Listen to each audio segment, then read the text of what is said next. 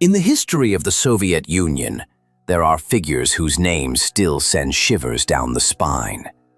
Nikolai Yezhov, nicknamed the Bloody Dwarf, did not simply head the repressive apparatus. He built a mechanism that turned fear into a tool of power. His short stature, only about 151 centimeters tall, contrasted with the giant shadow of terror he cast over millions of people. How did one man manage to create a system where denunciations, torture, and extrajudicial killings became the norm?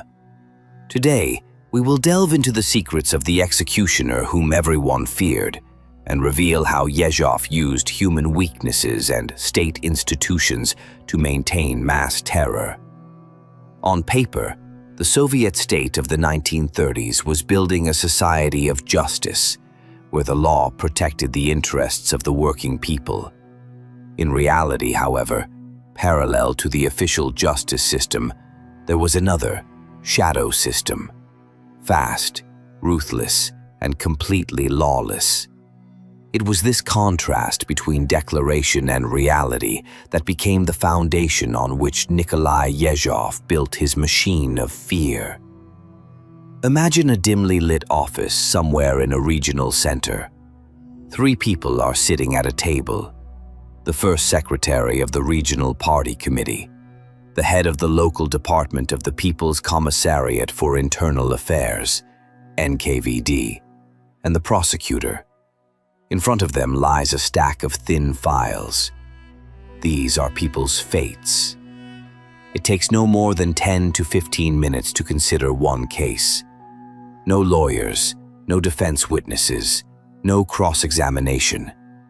Just a brief report on the substance of the charges, often based on a confession extracted under duress or a neighbor's denunciation, and a quick vote. First category, the presiding officer says flatly, and a note appears in the file, equivalent to a death sentence. This was the troika, the ideal instrument for mass reprisals. Yezhov, who became head of the NKVD, did not invent the troikas. They existed before, but it was he who turned them into the main conveyor belt of the Great Terror. He personally oversaw their creation throughout the country, turning them into a well-oiled machine that worked without a hitch. The system was ingenious in its simplicity and efficiency. It freed the repressive apparatus from the need to observe even the most minimal legal formalities. The decisions of the troikas were final and could not be appealed, and sentences were carried out immediately. This made it possible to destroy thousands of people, creating a sense of absolute defenselessness among the population in the face of the state machine. Anyone, from a simple peasant to a factory director, could be crushed by this millstone in a matter of hours. On the 30th of July, 1937, a document left Yezhov's desk that was destined to become one of the most sinister in Soviet history. NKVD Operational Order Number 00447 on the repression of former kulaks, criminals, and other anti-Soviet elements. This document did not simply authorize repression, it planned it, turning murder into a kind of planned economy. The essence of the order was to establish specific quantitative indicators, or limits, for repression for each republic and region. All hostile elements were divided into 2 categories. The first category was subject to immediate arrest and execution. The second was subject to arrest and imprisonment in camps or prisons for a term of 8 to 10 years. Initially, it was planned to repress more than 75,000 people across the Union in the first category and more than 193,000 in the second. But the most striking thing happened later. Cipher telegrams flew from various locations to Moscow, addressed to Yezhov, with requests to increase the limits. The heads of the regional NKVD departments entered into a kind of socialist competition, reporting on the early fulfillment of the plan to remove anti-Soviet elements, and demanding new quotas. Yezhov, as a rule, granted these requests. The flywheel of terror, set in motion from above, began to spin itself, drawing more and more victims into its orbit. Now fear was not just a feeling. It was quantified and handed down from above in the form of control figures. Everyone understood. If there was a plan for enemies, then they would definitely be found. Yezhov was not an armchair theorist of terror. He was its practitioner. It was not enough for him to sign orders and study reports. He needed to be personally, physically involved in the process. Night calls to the NKVD headquarters in Lubyanka or to Lefortovo prison were commonplace for him. He could watch interrogations for hours and then, dissatisfied with the pace of the investigators' work, intervene personally. There is evidence of how this short, unassuming man was transformed in the interrogation room. He would fly into a rage, shout, swear, and personally beat the suspects, even those who had been part of the highest party elite just yesterday. He did not simply extract confessions. He reveled in his power, breaking the will of people who had recently looked down on him. This was most clearly evident in the case of his predecessor as People's Commissar of Internal Affairs, Heinrich Yagoda. Once the all-powerful head of the NKVD, Yagoda himself ended up in the torture chambers of his own department. Yezhov personally supervised his interrogations. According to eyewitness accounts, he and other investigators beat Yagoda with rubber truncheons, demanding confessions to the most unimaginable crimes, from spying for several intelligence agencies to organizing the murder of Maxim Gorky. This was not just an interrogation. It was an act of humiliation and a demonstration of absolute power. Yesterday's executioner became today's victim, clearly demonstrating to everyone else that no one was untouchable in this system. This personal sadism, however, was only the tip of the iceberg. The horror of Yezhovism lay not in the excesses of one man, but in how his pathological tendencies were multiplied by the power of the state apparatus and turned into a soulless, methodical system. But the deepest, most pervasive horror was generated not by orders and operations, but by the atmosphere of total mistrust that Yezhov deliberately cultivated. The system of denunciation became a social norm, a duty of the conscious citizen. People denounced their colleagues in order to take their jobs. They denounced their neighbors in order to get their room in a communal apartment. They denounced out of envy, out of old grudges, out of a panic-stricken fear that someone would denounce them first. Newspapers were full of calls to increase vigilance and expose disguised enemies. Children in schools were taught to watch their parents. A wife who did not inform on her husband, an enemy of the people, automatically became an accomplice. Fear hung in the air, permeating the walls of houses. People stopped keeping diaries and were afraid to tell jokes even within their families. Conversations in kitchens were conducted in whispers. The symbol of the era was the Black Raven, the ominous black NKVD car that appeared in courtyards at night. Hearing the sound of the engine and the screech of brakes under the windows, the entire stairwell fell silent. Everyone prayed that the footsteps on the stairs would pass by their door. Arrests were made at night to heighten the psychological effect of surprise and helplessness. People were dragged out of their warm beds, given a few minutes to pack, and taken away to an unknown destination. Their families were left completely in the dark about their fate, receiving only a standard reply: 10 years without the right to correspond, which in reality meant execution. This uncertainty was another tool of torture that lasted for years. Society was atomized. Social ties based on trust were severed. Yezhov created a world in which everyone was alone in the face of an omnipotent and unpredictable state.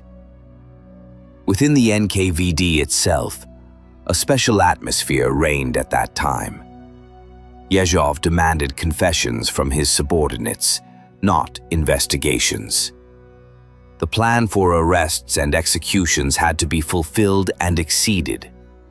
This gave rise to the so-called conveyor belt method of continuous interrogation, in which investigators took turns, not allowing the suspect to sleep for many days in a row. Physical and psychological exhaustion broke the will of even the most resilient. Torture became routine. Standing, when a person was forced to stand motionless for days on end. Beatings, deprivation of water. Investigators working in such conditions quickly lost their humanity. Many of them drank themselves to death, went mad, or became victims of the next wave of purges themselves. Yezhov ruthlessly shuffled personnel, getting rid of those who knew too much or showed the slightest hesitation. He created a caste of people for whom violence became a profession, and human life lost all value. They were cogs in his machine, but cogs that could be replaced or thrown away at any moment.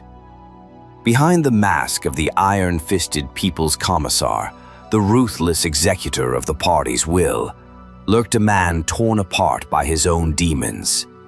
His relationship with Stalin was complex and full of servility. Stalin called him "my little hedgehog" and "my quail," encouraging his zeal but keeping him on a short leash, well aware that he was dealing with an obedient but dangerous tool. Yezhov, on the other hand, saw Stalin as a deity, the source of his power and his only protector. His letters to the leader are full of fawning, almost intimate tones. It was this blind devotion that made him the ideal executor of the bloodiest plans. Yezhov's personal life was as tragic and ugly as his public activities. His second wife, Evgenia Solomonovna, who moved in Moscow bohemian circles, was an educated and refined woman. Her salon was frequented by writers, artists, and diplomats. As the wheel of repression spun faster and faster, her circle of acquaintances rapidly dwindled. One by one, they disappeared into the basements of the Lubyanka. She tried to intercede on behalf of some of them, writing letters to her husband, but he turned a deaf ear. Soon, the clouds gathered over her as well. Realizing that her arrest was inevitable, and not wanting to be subjected to the humiliating interrogations organized by her own husband, Yevgenia Yezhova committed suicide in November 1938 by poisoning herself with luminol. Yezhov essentially sacrificed his own family to the system. According to eyewitnesses, his office in Lubyanka housed a gruesome collection of bullets extracted from the bodies of high-ranking enemies of the people he had executed, such as Zinoviev and Kamenev. He kept them as trophies, as symbols of his power over life and death. But a system built on fear and blood is inherently unstable. It requires constant renewal, new enemies, and new scapegoats. By the end of 1938, it had become clear that the Great Terror had gone too far. The repressions began to damage the economy, decapitated the army on the eve of World War, and paralyzed the work of the state apparatus. The scale of the Yezhovshchina began to frighten even its organizers. Stalin, having achieved his goals, the destruction of the old Bolshevik Guard and the establishment of a regime of personal, unlimited power, decided to curtail the terror. To do this, he needed a scapegoat on whom he could pin all the blame for the excesses. The ideal candidate for this role was Yezhov himself. The fall of the bloody Dwarf was swift. In November 1938, Lavrenti Beria was appointed his deputy and quickly began to take control of the NKVD.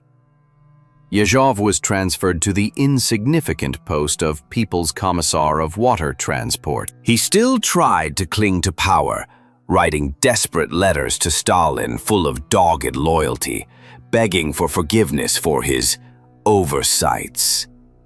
In one of his last letters, he wrote, "I beg you, Comrade Stalin, do not believe these scoundrels. My whole life has been a selfless struggle for your cause, for the general line of the party. I assure you that I will continue to fight the enemies with the same devotion." But his fate had already been decided. On the 10th April 1939, he was arrested in Malenkov's office. The all-powerful People's Commissar, before whom the whole country trembled, turned into a pitiful, crying man. During interrogations conducted by Beria, he confessed to everything: organizing a conspiracy, spying for Germany and Poland, preparing terrorist attacks, and even sodomy. He slandered himself as zealously as he had recently forced others to slander him. The mechanism that he had worked so hard to perfect now worked against him. On the 3rd February 1940, the military collegium of the Supreme Court of the USSR sentenced him to death by firing squad. In his last words, he again spoke of his love for Stalin and asked that the leader be told that he would die with his name on his lips. The next day, the sentence was carried out. His body was cremated, and his ashes were buried in a common, unmarked grave in the Donskoy cemetery, next to the ashes of those whom he himself had sent to their deaths. The executioner, whom everyone feared, ended his life as an anonymous victim of the system he himself had created, becoming the final chord in the terrible symphony of the Great Terror. However, the machinery of terror did not operate in a vacuum. Yezhov was not so much an architect as a ruthless foreman on a construction site whose foundations had been laid before him. He mastered and perfected the methods tried and tested under Yagoda. It was then, during the first Moscow trials, that the technique of obtaining the queen of evidence, a sincere confession, was developed. Andrei Vyshinsky, the prosecutor general whose name became synonymous with lawlessness, clothed this practice in a pseudo-legal formula, declaring that in cases of counter-revolutionary conspiracies, the confession of the accused was decisive. Yezhov simply discarded the unnecessary theatricality of open trials and put the extraction of these confessions on a conveyor belt, turning the investigation into a torture factory. Under him, the internal culture of the NKVD underwent a monstrous transformation. Whereas previously the Chekists, at least in words, considered themselves to be the armed wing of the party, with clean hands and warm hearts, now the main measure of professionalism was the number of exposed enemies. Yezhov introduced a system of unofficial competition between departments and regional offices. Investigators who did not produce the required number of confessions were themselves suspected of liberalism and aiding the enemies. This created an atmosphere of animal fear within the department itself. To survive, one had to torture. To advance in the service, one had to torture more sophisticatedly and effectively than others. Alcohol became a constant companion of the Chekists, the only way to drown out the remnants of conscience, or simply relieve the inhuman tension. The offices of the Lubyanka and the basements of the regional big houses reeked of stale alcohol, sweat, and blood. Psychological pressure on the arrested was perfected. An investigator could spend hours engaged in intelligent conversation with a suspect, convincing him that the party would understand and forgive everything if he helped to uncover the conspiracy to the end. He could appeal to party duty, suggesting that the suspect lay down his arms before the party and sign whatever was necessary for the higher interests of the state. And when this method did not work, the mask was dropped. Threats against the family were used. If you don't sign, your wife will be sent to a labor camp, and we will send your children to an orphanage for children of enemies of the people, where they will forget their names. For many, this was the last straw. People were ready to incriminate themselves in the most terrible crimes, just to save their loved ones, not knowing that in most cases, their fate had already been sealed. One of the most terrible episodes of Yezhovism was the destruction of the Red Army's command structure. The blow was dealt to the very top, to the people who were the pride and brain of the armed forces: Marshal Tukhachevsky, Commander Yakir, Uborevich, and other outstanding military leaders. They were accused of a military fascist conspiracy and spying for Germany. Yezhov personally supervised the investigation, demanding immediate results from his subordinates. The torture was horrific. The interrogation reports, written in blood, with torn pages and illegible notes, have been preserved. The goal was not simply to obtain confessions, but to create the appearance of a widespread conspiracy that could be used to implicate dozens of other commanders. As a result, the army was decapitated. 3 out of 5 marshals, 13 out of 15 commanders, and more than half of the corps and division commanders were repressed. This blow to the country's defense capability would reverberate several years later, in the tragic months of 1941, when the shortage of experienced and enterprising commanders would become one of the reasons for the catastrophic defeats of the early period of the war. Yezhov, carrying out Stalin's will, was in fact opening the gates to the future enemy. The terror was not limited to the capitals. It reached the most remote villages and hamlets. While in Moscow and Leningrad they were looking for Trotskyists and spies, in the provinces the NKVD uncovered conspiracies by veterinarians who poisoned livestock, agronomists who deliberately infected fields with weeds, and rural teachers who corrupted the minds of the younger generation. Any economic failure, any production defect, was now interpreted as an act of sabotage. This paralyzed local initiative. Factory directors were afraid to introduce new technologies. Engineers were afraid to make bold decisions. Any mistake could cost lives. The country lived in a state of permanent spy mania, where the enemy could hide under any guise. But perhaps the most despicable invention of the system was the practice of family responsibility. A special term was introduced, CHSIR, family member of a traitor to the motherland. The wives of those arrested under Article 58 were subject to arrest and imprisonment in camps for a term of 5 to 8 years. Special camps were created for them, the most famous of which was the Akhmelinsky camp for wives of traitors to the motherland in the Kazakh steppe. Women from all over the Union were sent there. Wives of marshals and people's commissars, actresses, scientists, ordinary workers. Their only crime was that they were the wives of enemies of the people. Children under the age of 15 who were left without parents were sent to special regime orphanages. Their surnames were often changed in order to sever all ties with the past, with their cursed families.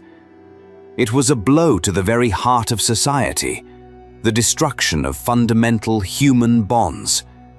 The system did not just kill, it sought to erase the very memory of its victims, to turn their children into Ivans who do not remember their kinship. In the last months of his omnipotence, Yezhov seemed to have lost his sense of reality. He appeared in public drunk more and more often, behaved boisterously, and boasted of his power. According to Khrushchev's memoirs, at one of the receptions in the Kremlin, a dead drunk Yezhov could barely stand on his feet, mumbling something incoherently. He felt the ground slipping away from under his feet. Beria's appointment came as a bolt from the blue for him. He realized that he was being set up to take the fall. His arrest was staged as a routine procedure. He was summoned to the Kremlin, where Malenkov and Beria announced the Politburo's decision to him. He was instantly broken. His apartment and dacha were searched, during which, in addition to weapons and compromising documents, the very bullets extracted from the bodies of the opposition leaders he had executed were found. The transcripts of his interrogations make for chilling reading. The man who had kept an entire country in fear had turned into a whimpering, groveling creature. He repented, taking responsibility for every conceivable and inconceivable crime, just to beg forgiveness from his idol, Stalin. He wrote him letters of repentance, full of Byzantine flattery and despair. He never understood, or did not want to understand, that he was merely a function, a temporary tool that had become too dirty and dangerous and was now to be disposed of. The system, brought to its logical conclusion by him, ground him down as indifferently and methodically as it had ground down hundreds of thousands of others before him. His disappearance was handled with the same cynical simplicity that he himself had practiced. His name was deleted from all reference books, and his image was retouched in all official photographs. The iron-fisted People's Commissar, the hedgehog's glove, had turned into an invisible man, an empty space, a terrible reminder that once unleashed, terror spares no one, not even its most zealous servants.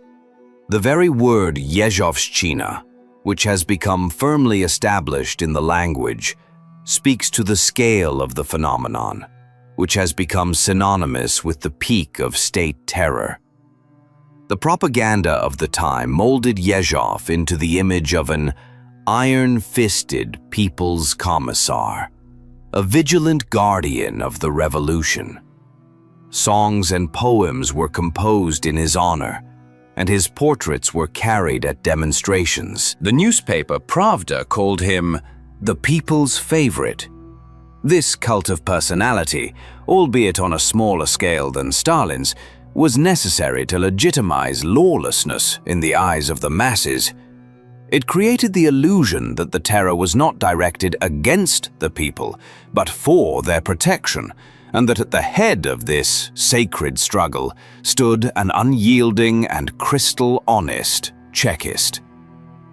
The irony of fate was that the popular idiom "to take someone in iron gloves" acquired its most direct and sinister meaning under him.